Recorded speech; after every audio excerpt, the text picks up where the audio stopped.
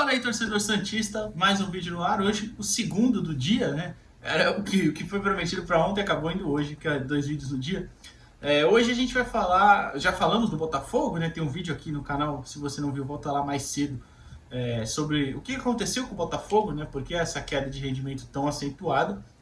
E agora um sobre o Santos, que é o aproveitamento pífio em clássicos na gestão do presidente Andrés Rueda. Era uma coisa que eu tava querendo fazer, mas eu tava esperando mais semana que vem, né? Eu ia fazer na segunda semana da data FIFA.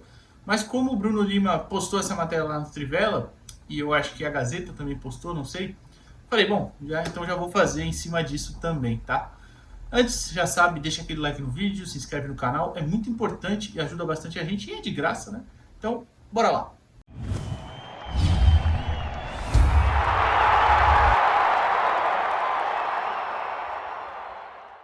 Então, eu vou dar uma lida por cima, depois eu vou até colocar os jogos, porque o Bruno cita todos, né? É bem interessante. Mas a matéria é basicamente assim. Santos encerra clássicos estaduais na gestão de Andrés Rueda com aproveitamento pífio. É o título, óbvio, né? O mandatário que não vai concorrer à reeleição, ainda bem, encerrou com aproveitamento de 25% nos confrontos contra Corinthians, Palmeiras e São Paulo.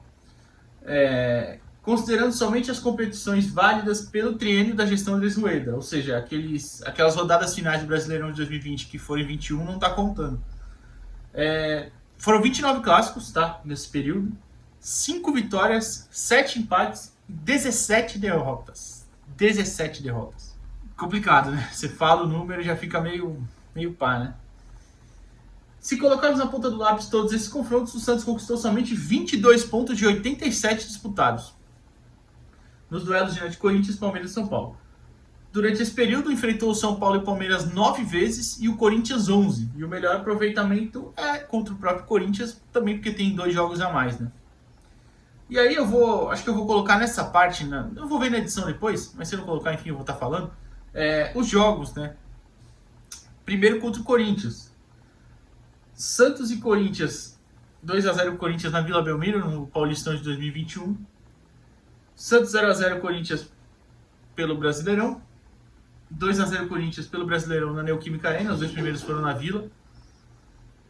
Depois, a única vitória em 2022 sobre o Corinthians, que foi aquele 2-0. Ah, não, na verdade teve outra. Não. A primeira vitória em 2022 contra o Corinthians foi 2-1 do Carille, né? 2 gols do Marcos Leonardo lá na Arena Corinthians. Em 21 é que o Santos não venceu o Corinthians, perdeu 2 vezes e empatou 1.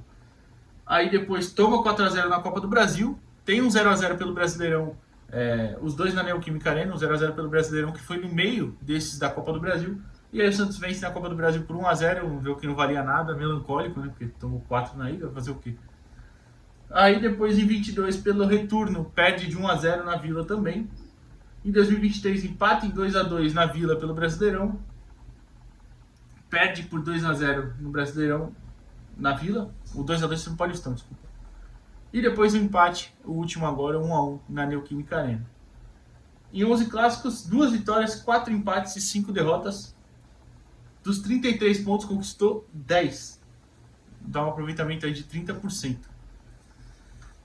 Complicado. Contra o Palmeiras. O Palmeiras ainda é pior. Já vou até passar pro final isso. Uma vitória. Foi agora, há 3 semanas atrás. 7 derrotas e 1 empate. 27 pontos disputados, 4 conquistados. 4. Aproveitamento de 14%. Curiosamente, até contra o Palmeiras não tem nenhuma derrota feia, né? São mais jogos equilibrados mesmo. Acho que a pior talvez tenha sido no Morumbi esse ano, né? O 3-1 no Paulista, que o Santos realmente não joga nada. O Palmeiras faz 3-0 e depois, no último lance, o Bauerman diminui. Não, também teve um em 2021, foi 2-0 pro Palmeiras na Vila, que eu até olhei aqui, lembrei, pelo Brasileirão, que o Palmeiras faz 4 gols até, mas 2 são anulados. Aquele também foi um amasso, mas ali eu acho que era totalmente compreensível. O Palmeiras vice-campeão brasileiro contra um Santos péssimo, horroroso. Tinha Danilo Boza, Emiliano Velasquez e afins. Então, realmente, aquele jogo não tinha a mínima condição. Mas o resto foram todos 1-0, 1-1, 2-1 pro Palmeiras, 3-2, sabe? Nenhum jogo com placar muito elástico. Mas no fim não adianta porcaria nenhuma, porque tomou 7 tacas e venceu 1. E aí contra o São Paulo é um pouquinho melhor. do que contra o Palmeiras, mas também é ruim, né? 2 vitórias, 5 vitórias do São Paulo e 2 empates, né? 27 pontos disputados, só somou 8, que dá um aproveitamento de 29%, ou seja, 14% contra o Palmeiras, 29% contra o São Paulo e 30% contra o Corinthians. E esses contra o São Paulo é que o Santos toma mais goleadas, né? Resultados bem feios, tomou 4x1 esse ano, tomou 4x0 em 2021, 3x0 na Vila, aquele que a Edna opera o Santos aqui na Vila Belmiro também pelo Paulista.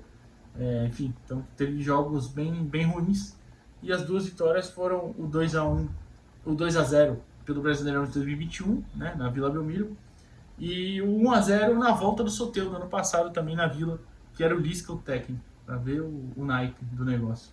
E aí, descendo a matéria, fala sobre as vitórias e derrotas mais elásticas, né? O Santos, a mais elástica foi 2x0 sobre o São Paulo no Brasileirão de 2021, e as mais pesadas foram 4x0 2 vezes, uma para o São Paulo e outra para o Corinthians. E aí, esses foram os clássicos, né? Ainda tem mais 4 jogos na gestão Rueda, a própria matéria do Bruno fala, que são os 4 restantes do Brasileirão, mas depois clássicos já foram. Então, mais do que os resultados em si, a gente tem toda a questão da moral que o torcedor perde, né? O torcedor, não só a parte do ser zoado, mas a questão de você trazer o torcedor mais novo, a questão de você sofrer mesmo com a derrota em si, e ainda mais para o rival, que é muito pior, e num aproveitamento tão ruim que você perde, ganha uma a cada não sei quantas. Então é um legado péssimo, um legado pavoroso que deixa essa gestão. E até eu já me alongo fora dos clássicos. Contra o G12 do futebol brasileiro, o Santos tinha algumas vantagens, tinha 6 vantagens, se eu não estou enganado, um empate e 6 desvantagens em confrontos diretos, né, contra os times do G12 do Brasil. E depois da gestão Rueda, perdeu a vantagem para o Internacional, perdeu para o Atlético Mineiro. Agora o Santos tem vantagem contra 4 clubes, empate contra 1 e 7 desvantagens. Ou seja, os resultados, os anos seguidos de resultados ruins, de campanhas ridículas, de elencos mal montados, geram mais do que só o prejuízo financeiro, né? Aí entra naquilo também do prejuízo mental de você sempre perder grandes jogos, perder clássicos, o prejuízo também de moral que eu acabei de falar, do torcedor sofrer, de não conseguir trazer torcedor mais novo, porque isso influencia também, é claro. E o prejuízo histórico, porque a história é constantemente construída, é claro.